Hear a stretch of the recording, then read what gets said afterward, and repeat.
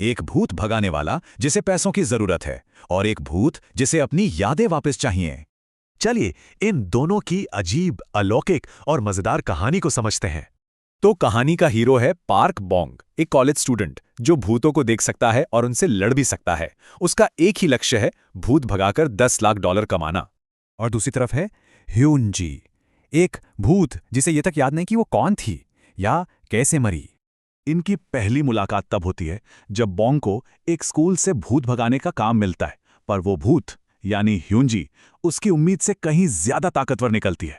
लेकिन जब बोंग दोबारा लड़ने जाता है तो लड़ाई में एक अजीब मोड़ आता है। लड़ाई के बीच गलती से दोनों का एक किस हो जाता है और उसी पल ह्यूनजी को अपनी भूली हुई जिंदगी की एक झलक दिखती है। अब उसे बोंग की जरूरत थी। वो बोंग के सामने एक डील रखती है, यादें वापस पाने के लिए उसे और किस चाहिए। बोंग मना कर देता है तो ह्यूनजी एक बिजनेस प्रपोजल लेकर आती है। प्लान सिंपल था।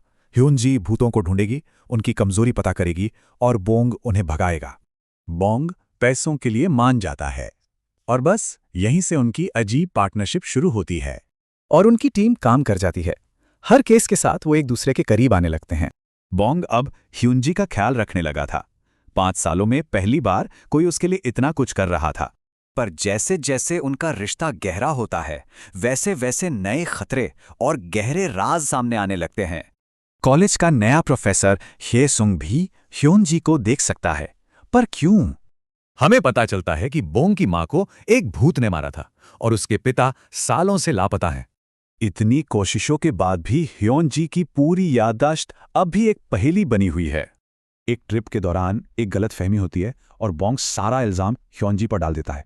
तभी असली पानी का भूत आता है और ह्यूनजी को खींचकर नदी में ले जाता है। उसकी आफ्टर लाइफ अब दांव पर लगी है।